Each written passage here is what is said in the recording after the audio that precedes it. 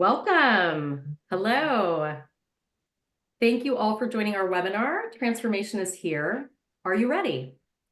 Before I introduce our incredible speakers, I'm going to take just a moment to level set what we're going to focus on today. And I should probably tell you who I am. I'm Michelle Knight, SVP of Strategy and Operations for Sounding Board. And Sounding Board is focused on leader transformation for business impact. And we do that through modern, scalable coaching and mentoring software, world-class leadership coaching delivery, and strategic program design that we deliver, all leveraging a single, really flexible platform. And we are really proud of the impact that we've been able to make, transforming leaders of all levels across industries and across company sizes, including some of the world's largest and most recognized enterprises. So with that, I'm going to talk a little bit about, and I see all the welcomes. Yay, hello, hello, hello, and welcome. Okay, so with the benefit of Steve and Lori, what we're going to focus on today is really understanding the forces that are driving change within the workforce and the need for businesses to adapt, understanding how you can support organizational transformation truly at a human level. We're going to explore strategies to equip leaders with the capabilities to implement and manage change, and gain a deeper understanding through all of this of how you can build, scale, and manage leader development programs. And then very importantly, we're looking forward to your interaction, to your comments, to your questions. So later in the webinar, we'll be moving to an interactive Q&A and really encourage all of you to please put your questions and comments in the chat or in the Q&A section throughout. So it is my real pleasure to introduce first Lori Mazan. She is an author. She's the co-founder, president, and chief coaching officer of Sounding Board. Lori is a real trailblazer in the leader development industry. She has dedicated decades of her career coaching CEOs and senior leaders. Then she brought all of that expertise to found Sounding Board and also to really lead our product and service delivery.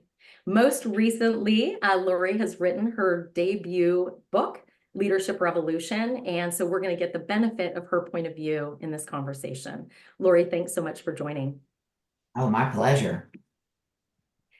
And I'm also thrilled to introduce Dr. Stephen Hunt.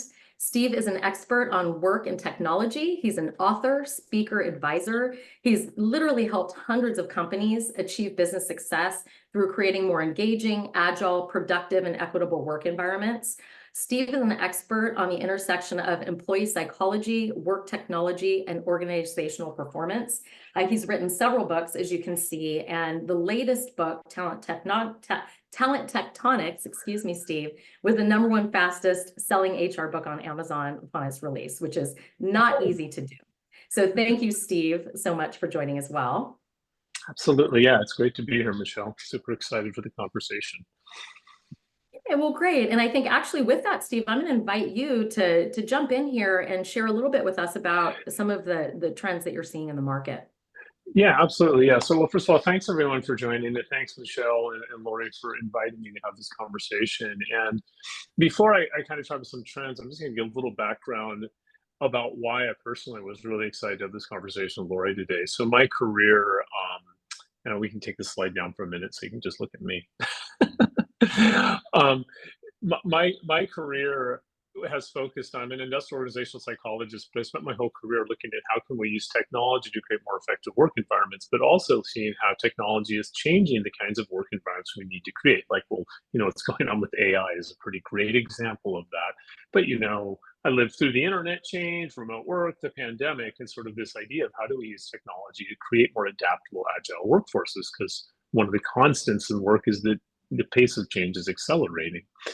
And this conversation today I was really excited about because a few reasons. One, a chance to talk to Lori, who's an expert in coaching and looking at how to use technology to focus on that use of coaching to create more effective, supportive, adaptive work environments. Also, the fact that Lori's another author, and I always like to talk to other authors, and we talk a little bit about why in the world, Lori, did you decide to write a book? I always joke, it's like, I'm going to have no social life for 4 months. Were you having too much fun? Were you talking to too many people? So Lori, before I have you answer those questions, I'm going to make just a couple quick thoughts from my own book, Talent Tectonics. If you can bring up the slide that kind of talks about what I mean by talent tectonics. Here's my cheap little promo. Here's the book. Check it out. It's awesome.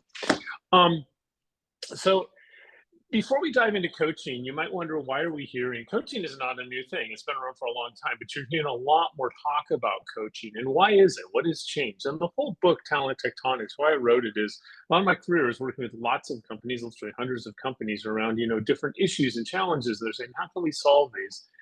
And I wanted to write a book that talked about not just what's changing, but why it's changing. And I use this phrase talent tectonics because it's an analogy to tectonic plates. There's these shifts, tectonic plates are constantly moving below the surface of the earth. We can't see them moving, but they're always moving, but we experience the results of their movement, sometimes quickly in things like earthquakes or sometimes slowly in sort of mountain ranges. The same analogy on a much shorter time frame can be applied to work. So, and when I talk about talent tectonic shift, it's not just minor things like, hey, remote work. It's much deeper than that. So like the 20th century, the two big talent tectonic shifts of the 20th century were the workers' rights movement. I mean, people realized in the beginning of 1900, there was no occupational health and safety. Companies used to actually factor how many people are going to be killed on the job into their workforce planning. I'm not making that up. And there was a massive transformation in society about the obligation of employers to employees. The other big one in the 20th century was the education and entry of women into the professional workforce, which, we still got a long way to go on gender equity for sure. But when you look at how much that has changed, fewer than 5% of professional jobs in 1900 held by women. And now in many industries, it's over 50%. And this is having all kinds of impacts on our society. That's what I mean by talent tectonic shift. And the two big ones that are happening now, those two others are still playing out, but the big ones now are the digitalization of everything, technology permeating every aspect of our work and life, which is accelerating the rate of change, demanding need for more skills, but also need for people to adapt constantly to the changing nature of work, where we're not hiring people to act like machines now. We're hiring, where they show up and do repetitive tasks. We're hiring them to act like really good people, to be really competitive, collaborative, caring, all those sorts of things. And that's shifting what we need people to do at work.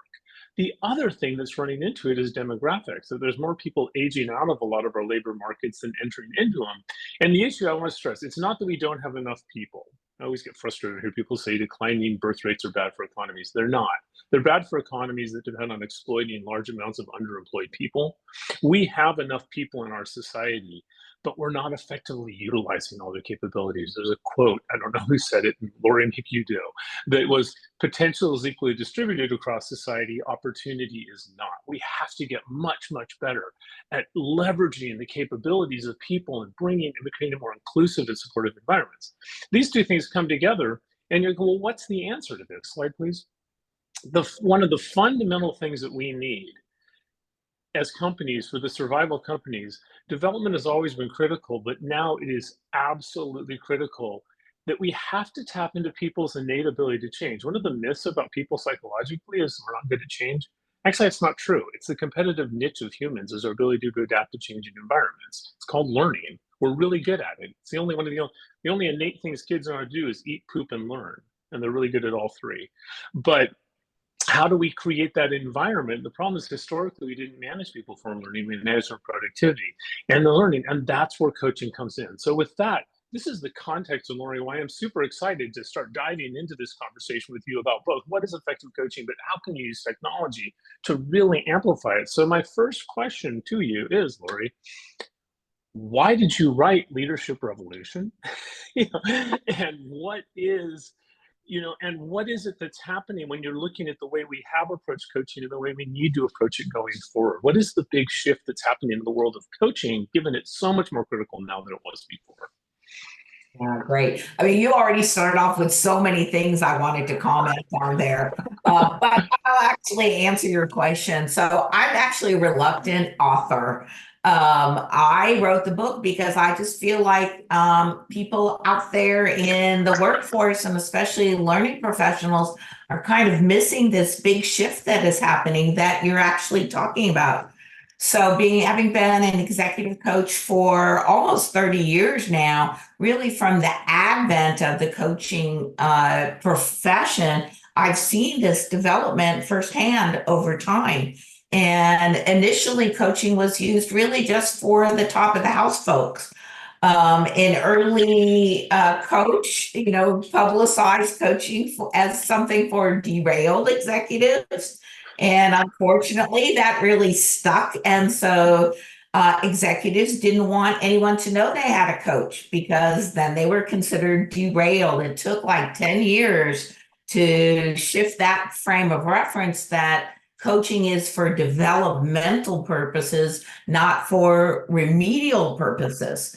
And now these shifts you're talking about are starting to bring up really the development tool of coaching as something that's required for every leader currently to be able to adapt to all the changes that are going on. And you're talking about like a digital revolution, basically. Well, there's leaders that have to manage that digital revolution. And if they don't know how to help people learn, how to help people change, how to help people adapt, and they also can't even do that themselves, that is, cause a big problem. Yeah, you've done a couple of things. One of the things that I talk about in Talent Tectonics is the world of work has become physically much easier, but psychologically more difficult. Like if anybody tells you work was better 50 years ago, they didn't work 50 years ago. Work literally shortened our lifespans. It just wore people down physically. But it's much more, not just work, but the world in general is much more psychologically difficult. It's interesting when you're talking about coaching. Immediately I thought of our attitudes towards like mental wellness. It used to be, people are under so much stress and burnout that there's a real move. Again, we've got a long way to go to normalize and say it's okay to need therapy. It's not a fixing something wrong. It's maybe preventing things from going wrong in the future. And I think that move to coaching is such a healthy one. When you look It at this is, in but the book, I would even say coaching slightly different because it's not just preventative, it's actually preparing people for what's coming down the pipe towards them and giving them the ability to actually manage that. So, yes, it's helping from a supportive way, but it's also preparing them. I agree. I'm a huge user of analogies, and as you're talking, I think of like physical therapy. If you talk to physical therapists, what they say is, "Well, yeah, they come in and we're going to help you fix what's wrong," but then, and people don't do this, they're going to tell you exercises you need to do so you don't get injured in the future. you know, and what we find Yes. out is we don't do that. That's true Oh, with coaching. We gosh. don't.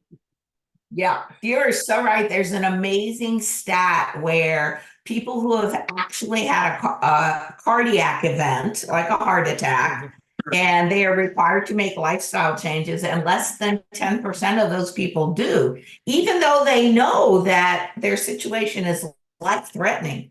So we are pretty immersed in the way we have done things up till now, and making a shift to do something different requires more than just basic skill training. It requires a shift of mindset and thinking, and then linking new behaviors to that shift in thinking to make it stick over time.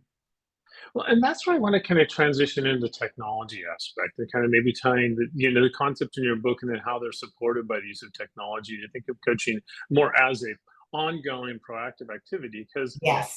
technology, one of the things technology can be very effective for is to help us shape our behaviors. I always use the example of the Apple Watch. I see a lot of HR technology. It's technology that reminds us we should set goals or give feedback or whatever, and kind of helps us do it more effectively. What is it that when you're looking at this said we need better coaching technology? Because historically, Laura, you can feel free to push back on this. I've worked with a lot of executive coaches. Typically, they were not the people that I thought as being technophiles. They were No, people files. they're really not because, right, remember, they're human development specialists. They're not technology specialists. I mean, I think technology has been challenging in the coaching and sort of human experience development industry for leaders, partially for that reason, but partially just this one-on-one kind of approach that was traditionally used. Like most of my private career, I just worked one-on-one with somebody. But what was really interesting is these CEOs and C-suiters of large corporations told me, like, gosh, I wish I had this earlier in my career. It would have been transformational. And yet there wasn't to have it earlier in your career, you need tech knowledge to be able to scale it, to shift from that individual perspective to an organizational perspective, to have ways to track development so you see what's happening. Like if coaching's happening behind closed doors, no, there's no metrics or management around that. It's just like an individual secret weapon, really. But What can this we do? technology allows the secret weapon to be distributed to every leader in an organization. Yeah, I think that's, the technology you look at, it really is about making things scalable. It's making things sustainable. It's making them more efficient. It's making them more transparent and effective and applying that to coaching. Can we dive a little bit into sounding board? I mean, and what you build as a person who comes at this from the coaching background, what were the problems that you said, this is what we need to solve so that coaching becomes something accessible to everyone as opposed to, as you said, historically, it was just remedial to help people from get derailed. How does the technology doing that? Yeah, there's really three big problems, and then maybe we'll talk a fourth related to AI and some of Okay. that. But the scalability was a big problem and really is without a sounding board type tool, where HR professionals were having to first source who needed a coach, convince them that they needed a coach, find a coach, set up the whole engagement, manage that, deploy that, try to get some results out of it in the end that's visible to others. And that was just super labor intensive. And that's just one coachee. So how do you take this very labor intensive process and scale it so you can have 30 coaches or 300 or 3,000 or even 30,000? And so technology is able to do that. Like one of the most labor intensive parts and also with the largest failure rate is the coach matching. Because I did this during the period when people were doing it by hand, and I found out from one of my HR partners that it was only 40% successful, the matching. That so many things went wrong with the matching. They didn't hit it off. It wasn't the right coach. They hit it off too much and started being paid best friends or dating or whatever, like all crazy stuff would go on. It was only about 40% of the coaching engagements were successful. So for example, sounding board, we have a matching algorithm and it's over 90% successful at the matching. So right there, you just remove a huge problem that was keeping coaching from being deployed to every leader or even every employee. I think the second problem is that coaching started out as an individual development tool. And how do you translate this to an organizational development tool? And again, technology is really helpful this. It's like at Sounding Board, we have like 4 or 5 different stakeholders. We have the coachee, the coach, the admin, the manager, the sponsor, and all those people can have visibility into the impact of the coaching, not the content, because that would be confidential, but they can still see all the impact. And the technology allows the number of coaches to be increased. So there is a possibility for organizational impact. For example, if you only have 5 people being coached in your 100,000 person organization, you're not going to hit a tipping point of change for the organization. Yes, valuable for that individual, but not so much for the organization. And then the last, just being able to get development and metrics.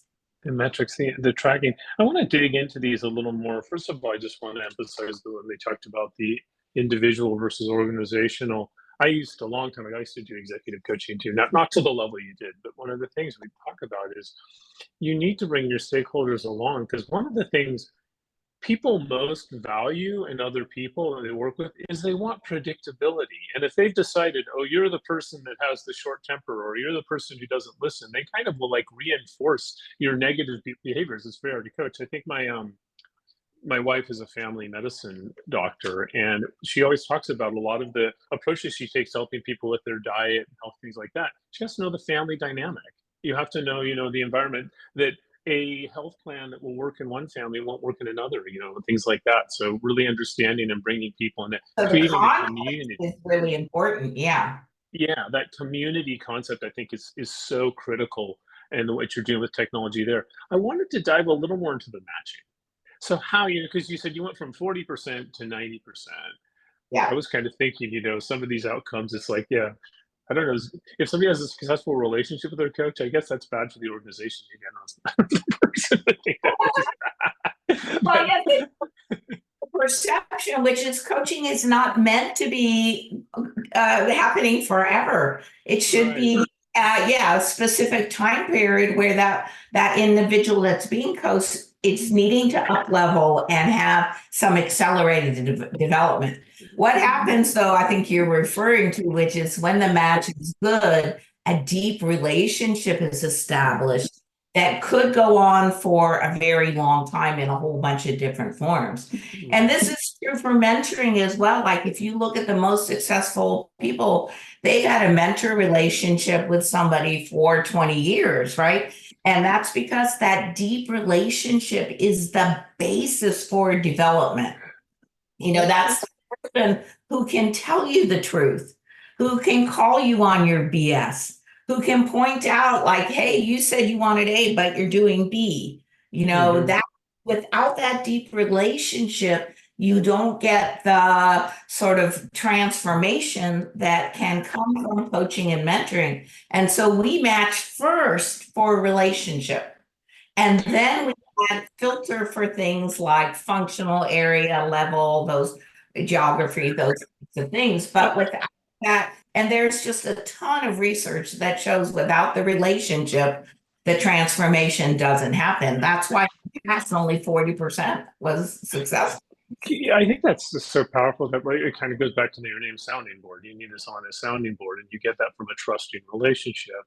And I want to come back in a second. I want to ask you a little bit about between mentoring and coaching, because I know you support both mentoring and coaching. But when you look at relationship, can you give some examples of just these are the things that we look for? Like when you're saying we're trying to match on relationship, what is it you'd ask somebody to see what the relationship should be? Okay, great. We have a little survey that we use, and it has about 15 different factors. And we call them interaction factors, the way you like to interact with others. So, an example would be, are you a more structured thinker or less structured thinker? Or do you like things in a linear fashion? Like, I like this 1, 2, 3. I like 3 things I can do. Or are you more a creative thinker? Like, let's go around a few of these options and figure out which one works best for me. We also have some of the more basics that people will know, like more introverted versus extroverted, verbal processing versus internal processing. And then also some questions about the role of the coach. Do you want the coach to direct you? Or are you more self-directed and you want the coach to kind of come along with you? So all these factors, and we match both the coach and the coachee. And a very interesting part of this is we use a standard deviation between them. Because if we match them 100% like to like, this is when they start dating each other or become best friends. But if we match them with too diverse of a point of view, now they don't have the meeting of the minds. So we worked this algorithm over the last 6 years and really got it to the place where those matches are in a middle frame there where they both can do the work and have a meeting of the mind. I really like about this, such a great, the best HR technologies, in my view, are the ones that embed expertise into them. And what you've done is you've taken the expertise of, if you were a professional person making these matches, understanding, as you said, the psychology of relationships, but they're a very specific kind of aspect, right? It's not just general extrovert, introvert. And that's sort of the science that you've built into that, plus the refinement that you've done over time using data. The next question I did have, you mentioned Can I mentors just say and coaches. something on that? That's one of the big pluses at Sounding Board, because I think especially my background, we know that the expertise is needed to create technology that really works. And we're actually the only one in our industry that has an actual coach heading up technology. And that's just worked exceptionally well for us.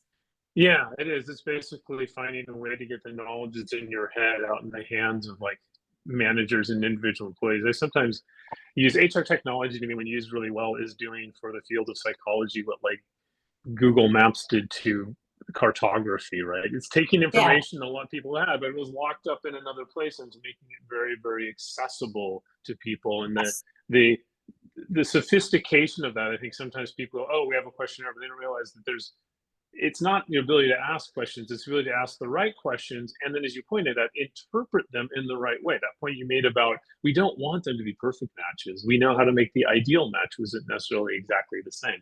That's really, I think that's a really powerful insight. Yeah, we always thought at the beginning of the company, we were like, hey, we could use this matching algorithm for a dating site, but then we'd have to change the algorithm, right? Because now we do want 100% versus the standard deviation. This This is a professional environment. We're not trying to, find you a partner.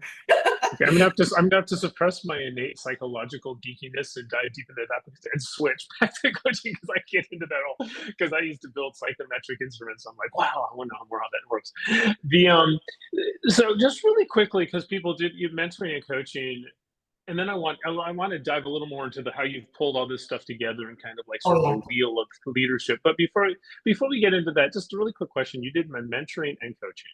A lot of companies, I think, mix these two together, but we were talking before this, you're like, they are very distinct. So can you talk a little bit about what is the difference between setting up a program for mentoring and setting up one for coaching? Yeah. So I think there's a pretty simple way to separate these two. Mentoring is about the mentor's experience, and coaching is about the coachee's experience.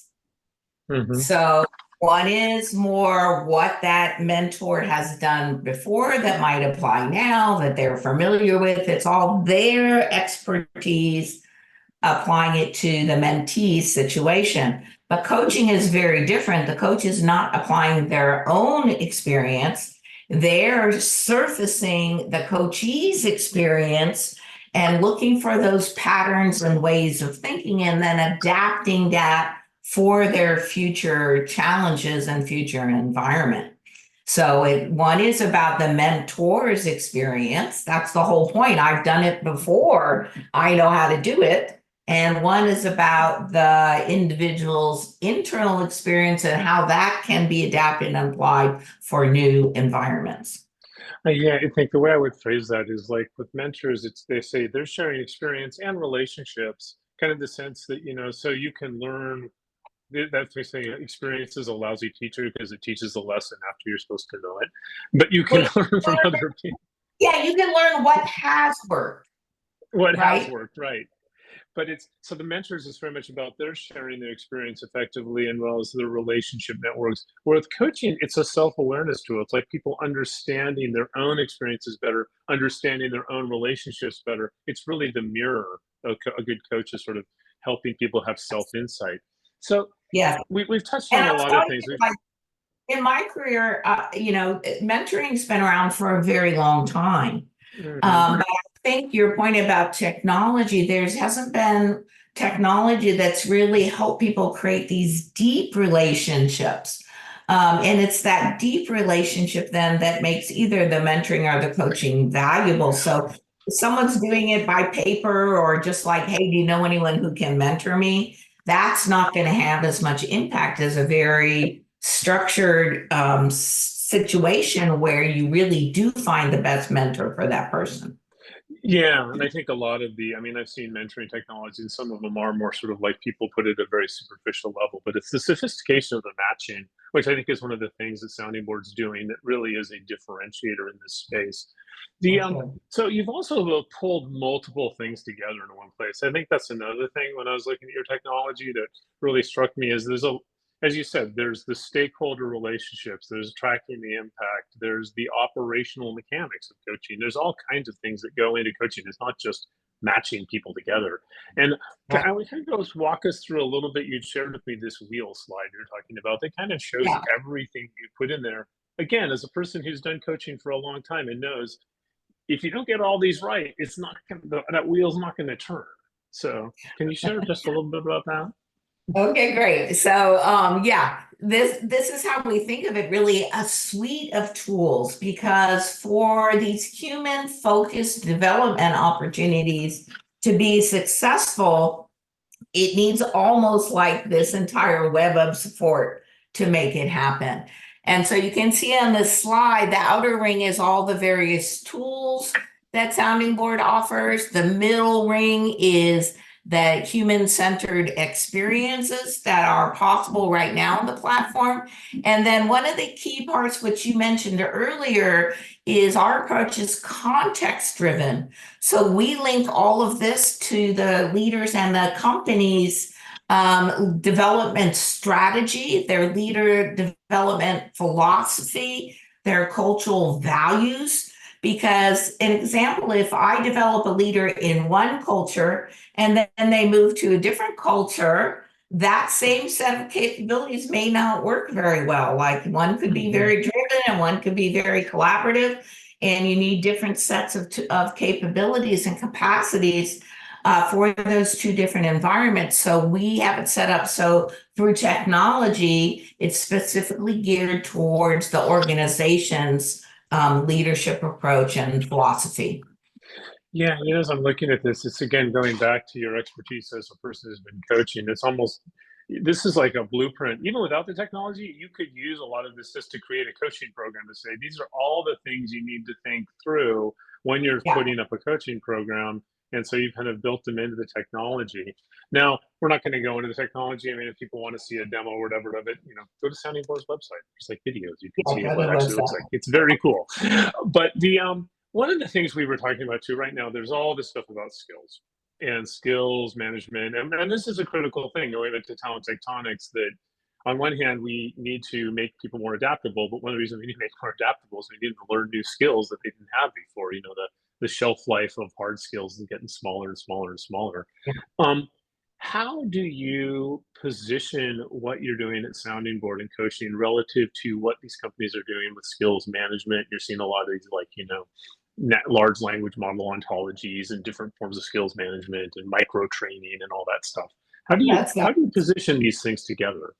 Yeah, actually, this is the basic premise of my book, which is skills training started, you mentioned in the last century, really starting as a safety tool, training people through OSHA requirements, how to be safer on the job. And that expanded then into developing all kinds of skills. So this is like an old modality that's still being used. I think it's really important as a foundational tool. You need skills. Every employee needs skills. It has to be there. But we think of that as more basic skill sets. And what I am advocating for in the book is like the turning of the wheel. It's not revolution, like let's burn everything from the past. It's actually turning the wheel so that now you keep the things that are helpful from the past, but you're going to start to add additional approaches on top of that are going to be more or additionally effective for the current environment. And so we call those two things vertical and horizontal development. Horizontal being the acquiring of specific skills, often very functionally oriented, and vertical, how do you blend all these skills and capacities and capabilities together to be effective in a completely novel situation? Because again, skills based on what we know. Leadership, you're often facing things that are unpredictable and that really we don't know. And we're making some kind of version of an educated guess about what we should do. Yeah, I think, and this is good because I sometimes people tend to like say, oh, we need competencies, oh, we need skills, oh, and we need both. And I think when you look at this, as I try to use mathematics, I always think about equations, that we want to be in the upper right. If you want to get in the upper right, you have to multiply X and Y together. And if X is 0, you ain't going nowhere. And if Y is 0, you're going nowhere either. So you need both. Yes. And I think what is interesting, though, is this role of coaching, particularly in leaderships. You need organizations that can create environments that help people develop and apply their skills really, really effectively, which is this whole idea of psychological safety, learning environments, all those things, which if you will, soft skills that drive vertical development are critical for rapid acquisition of the horizontal development. These two things come together. So, Yeah. Great. as you're looking at this in organizations, how have you seen that come together? Because I'm sure you've seen Sounding Board implemented alongside, all these different skills management solutions. How do you see these things optimally used together? Like, how would you, if you were like the HR tech strategy person, how would you position that? I actually think it's somewhat new, although I worked in training and development before I became a coach, and we were literally talking about this at least, 25 years ago, maybe 30 years ago. But it's finally starting to be visible. So companies are using the training modules to create this basic skill set and understanding, and then using coaching models to help those participants apply those skills and ways of thinking to their actual daily job. And the stat is about only 10% of training actually gets transferred into daily work life. And if you add coaching in there, whether we've done it by group coaching and individual coaching, that number skyrockets above 50%. And so, for example, we have a customer, they do a HBR style leader development training program. And then every participant is in a group coaching program that then talks about the topic of the week, month, whatever it is. And the purpose is to help them start to apply this to their daily life. And we have a very interesting tool called Leadership Roadmap that helps people track their insights, their action, and then their outcomes. So then the group reviews this over time and they start to make progress together. We also have other customers who use one-on-one coaching to supplement training. And that, you might imagine, even jumps the transfer of learning more dramatically. The group has a little benefit of developing peers together, and they start to get a common language and the peer support. But one-on-one is more accelerated application of learning. Yeah, well, I think in that application you're talking about, in training, we saw that the Kirkpatrick levels, the highest is the application of the knowledge. And that application of the knowledge is like creating that context. I think that's what we actually use. Yeah, we use the Kirkpatrick model, and there's 4, newly added 5 phases there, and with coaching and mentoring can capture all 5. Where training most primarily captures just the first and second level. Yeah, and most training for skills is around skills acquisition, which, there can be no skills application if you haven't acquired the skill, right? But that's like only step 1, right? Acquiring it's just step 1. Yeah. And I'm not going to trivialize how hard that actually is, though. I think there's some really cool things. I work in this space in general. There's some really, really cool technologies, like around micro learning, the use of some immersive training, that is really making us much better at providing effective skills acquisition. But to your point, it doesn't matter if we go to the application, and the application is not going to come through better skills acquisition solutions. It has to come through a solution that affects the environment where people work, which is what coaching does. It's that leadership and looking at that focus. So back in the day when I was training front of the room leadership skills, and the questions were always about, this is all great, but how do I use it in my situation? Can I give you my specific situation and you tell me how to use it? That was like all of the questions. Like, it was never really too much dissent around the content. It was always like, this is good, but how do I actually use it? Yeah, and also creating an environment where people, especially when they're applying new skills, are not afraid to make mistakes, or they have So, how much of this, when you look at the coaching that you do, especially of managers, how much of the coaching is done to make them better coaches themselves? It's sort of an insidious goal, which is when you are being coached, you kind of learn the process and you Uh-huh. end up being a good coach as well. And I always know when my clients are done because they Hmm. start telling me how they're coaching other people, like the same way they got coached. And I'm like, oh, okay, you're good to go now. You've got it. And there is an art to the coaching. One thing about my book is I wrote it sort of like a coaching engagement.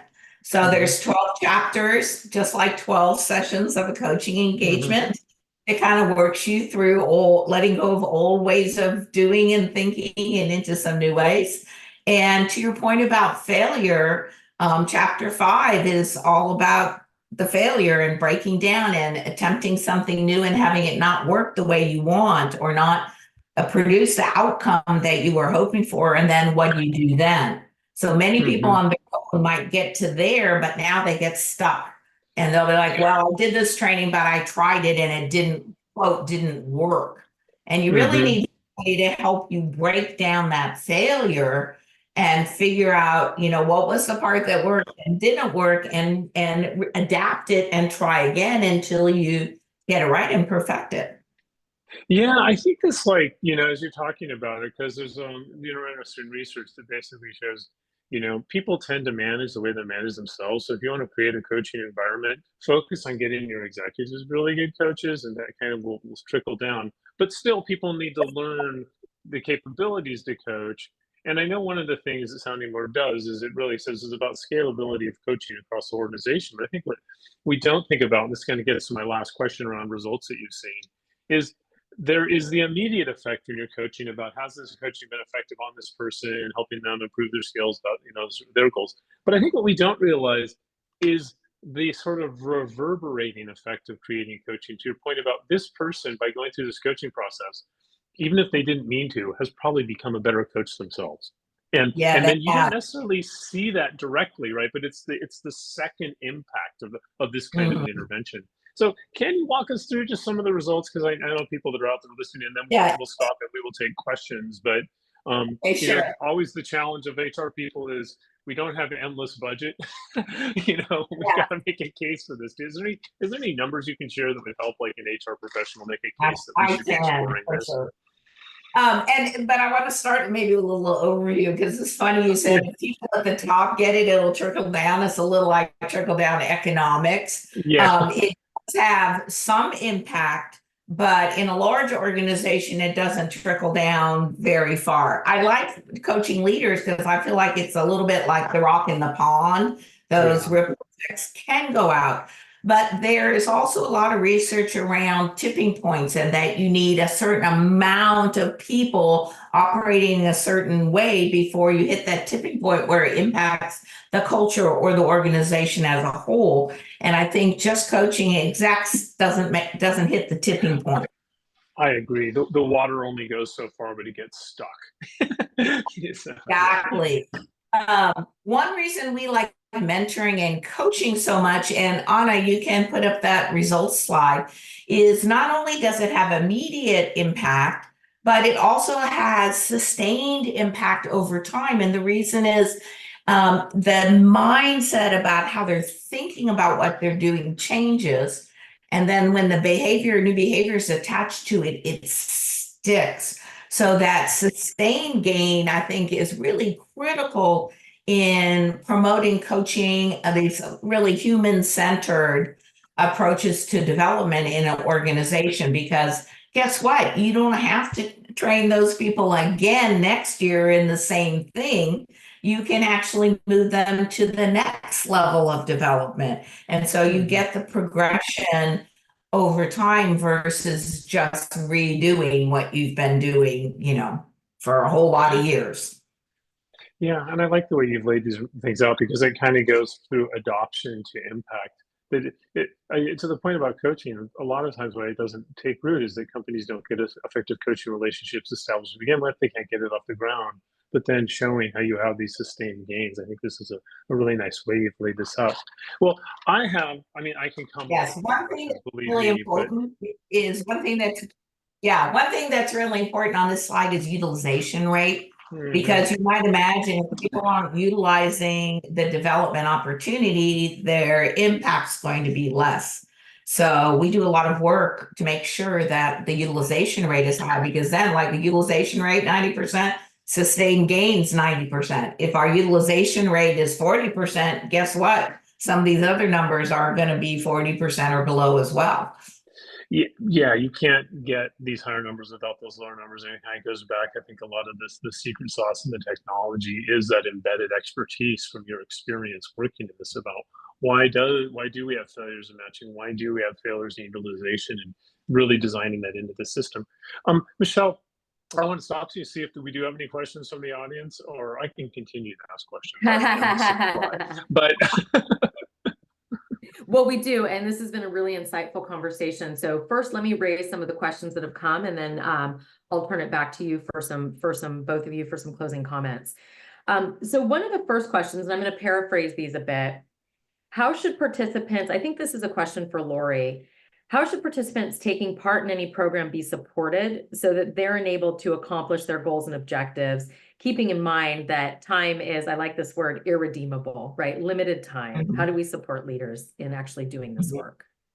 I would say two fronts. It's helpful if whoever is serving up the opportunity gets it started in a right way, so that people realize it's developmental, it's accelerated, it's not remedial, that kind of thing. So people start in the right frame of reference.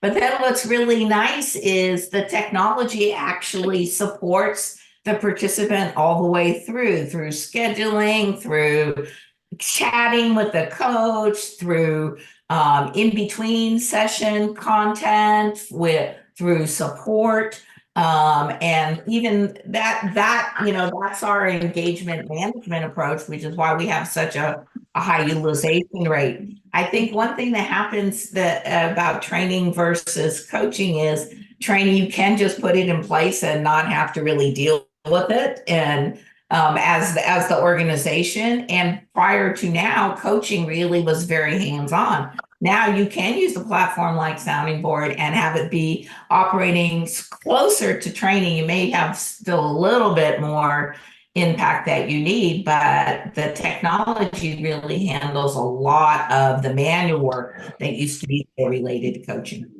yeah, one of the things that, if I can build on Lori, because I've had a chance to see the sounding board technology, one of the things I talk about in talent tectonics is one of the biggest things that impacts the development is job design.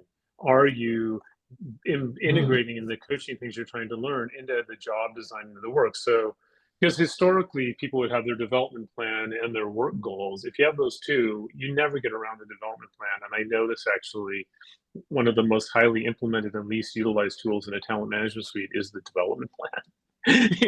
It's the book you keep me read, right? But you never get around to it because it's not tied to your actual work. And one of the things I know that you do in Sounding Board is you really focus on how do we link what you're trying to achieve from self-improvement to actual work that you're doing. So for example, if you want to become a better project manager, all right, get a project to manage, but then have that self-awareness and self-insight that you get when you're doing it. It's kind of like if you want to learn to ski, you got to go skiing.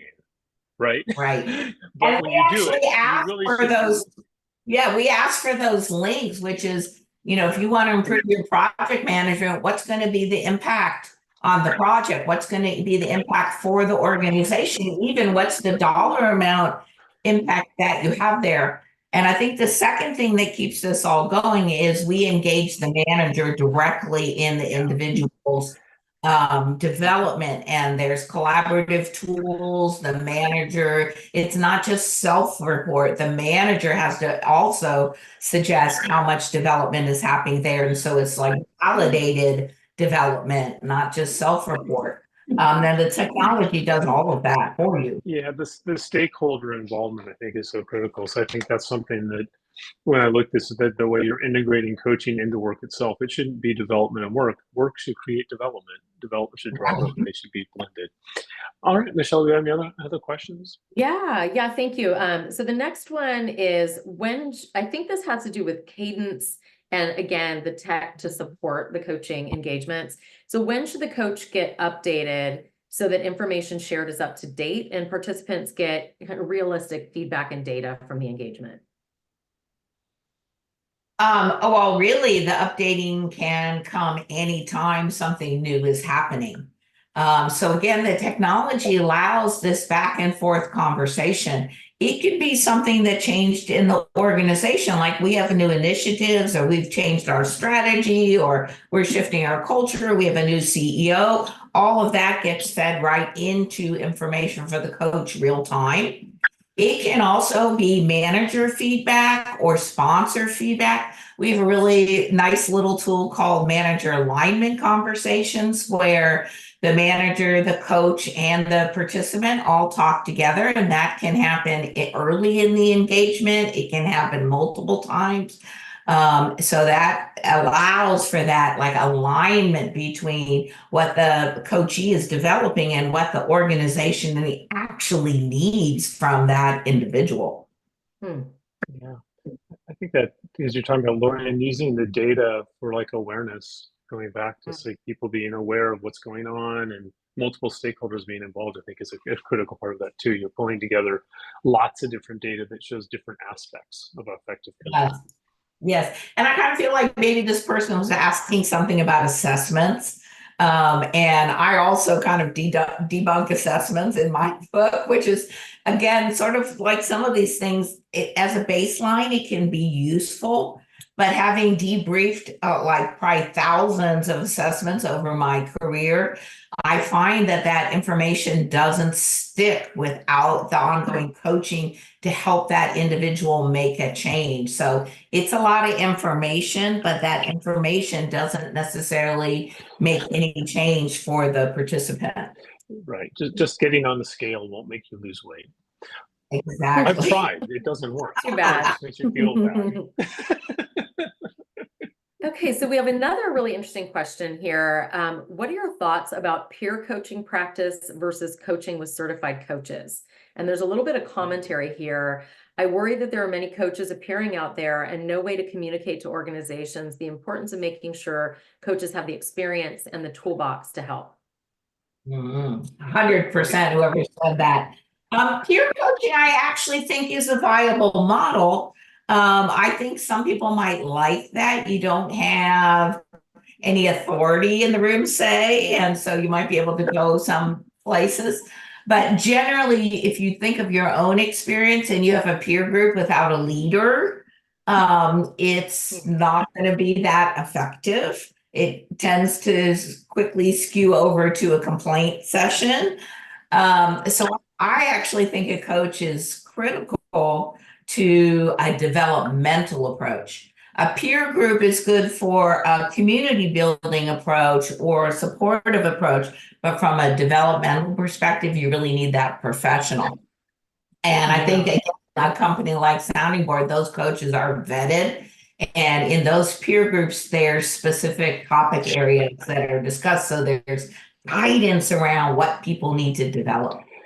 Yeah, I think, Lori, I'm curious your thoughts on this, because like I think mentoring, even mentors need guidance. I would be mentors too, but I think a lot of people, it can be, it's far easier to be a mentor than it is to be a coach, because you're sharing your experiences. I mean, that's my opinion. I agree. But coaching, because it is more about self-awareness, I've seen companies that have taken employees that have been interested in coaching, and they have to go through a certification, and then they've used sort of peer coaches that are working. It works in really big companies, right? So they work in a wholly different part of the company. I've seen that done effectively. I'm curious on your thoughts on that. So I want to be clear, you don't just get to say, I want to be a coach and you be a coach. They have to go through a whole certification program, and it's a very limited form of coaching, mainly sort of just reflective coaching, not more involved. Not more involved, but I like that. I actually think, one, now you're training employees as coaches. That's not a bad thing right there. It's a whole skill set that works really well for leaders. I also think internal coaches like that have the context down pat. That could be a disadvantage if it's like limiting their thinking, but it also can be a real advantage because they know what the people are facing. And one thing that's great about Sounding Board, our technology works whether it's our coaches, it's your coaches, it's vendor coaches. You can put everyone on the same platform using it for different purposes, and track it all in the same place. So internal coaches, one of the problems is there's the hierarchical issues that might be there. So you have a coach who's at a higher level than the participants. They may hesitate to say things. So you may just do this more on a programmatic basis where you use internal coaches for some arenas and external coaches for other developmental opportunities. Yeah. Yeah, I think, and the point I'm making is that you can leverage people, but you never just want to let people coach because they say they want to coach. No. That should treat, by the way, that should be true for athletic, yeah, that should be true for kids' sports too. Problem in unregulated industry. Other questions, Michelle? Yeah, this is one that came in advance that I wanted to make sure we got to. The question is, do you believe that AI could replace coaching? Oh, good one. We probably meant to talk about this. So I have a very specific point of view, and Steve, I think we were already alluding to this, which is I think AI is a very nice supplement to coaching. One way it really helps is it helps with the forgetting curve. So let's say you have 2 weeks between a coaching session, and in those 2 weeks, a whole lot of other stuff is happening. And when you get to your coaching session again, you're like, what was that thing I talked about last time? So both technology and AI approaches can help shorten that loop, and have you thinking about the same ideas in between the coaching session. And we actually all along said the work of coaching happens in between the sessions because that's where the application is happening. So AI is very useful for that. I don't think it will replace because AI doesn't really have empathy. It can't see below the surface. It likely, so far at least, can't put together disparate motivations in a way that matches for the participant. So I think, never say never, but I think it's going to be a long time before it replaces a coach. Yeah, I agree with you. It's augment a lot of sort of the tactical stuff. And I think there's a lot of, information and tips and ideas it could do. But there's two things that I think it will never be able to do. One that it will never be able to do is actually care for people. Caring for people is defined as a human giving time of their life in the form of attention or physical effort to another human. It's literally you're giving your life to someone else in the form of time. And the fact that's what it means to know someone cares for you. And AI can never do that. It is literally a giving of life. That sounds kind of mean. And that's an important part of not all coaching relationships, but some, knowing there's a person that sincerely cares for you. This is also why it's not going to replace clinical psychology. I think what it will is replace a lot of the tactical stuff, and it'll allow people to focus more. The other thing it can't, that you talked about, Lori, is it can't understand the context of the organization. So how does it scan? Well, I talked to your manager, and there's a lot of a good coach, especially when it's they're looking at the larger context. They're looking at a lot of stuff that if AI did it, I don't know how it would do it. If it did it, it'd be like some creepy, like videotaping you all the time or something that nobody wants. So, so I think that's another thing where it's. Yeah, I think organizations have actually a lot of unwritten cultural attributes. Yeah. And even if someone went in and named some of these things, they wouldn't get the operational level of how things are actually functioning in the organization. And you only know that really from being in the organization. And your other point about caring, like that just supports that idea of the relationship is really a primary basis for the development. If you think that other party doesn't care about you because it's a piece of technology, you're not going to go to the same place in yourself as you would if you have a human being there prompting you along. I always view AI kind of like processed food. You know, it's okay to have a little bit of processed food, but our bodies, at the end of the day, we're not meant to digest processed food in mass. It's the same thing with our minds. We're not just meant to like processed social relationships. You know, a little bit of artificial social relationship, that's probably okay, but all digital social relationship, not good for us. Oh, these are such great points and such an interesting conversation. Thank you both. We have come up to the top of the hour. I want to take just the last moment here to share with people how they can continue to engage. So Anna, if you could bring up those slides, we'll move through them very quickly. So for more information, you can of course get Talent Tectonics, join Steve on LinkedIn or learn more at talenttectonics.com. For Leadership Revolution, you can join Lori on LinkedIn or visit soundingboardinc.com/leadership-revolution. And then, of course, if you're interested in learning more about our technology, our solutions, please simply come to soundingboardinc.com and request a demo. We really thank you, Steve, thank you, Lori, and thank you everyone so much for joining today. Thank you.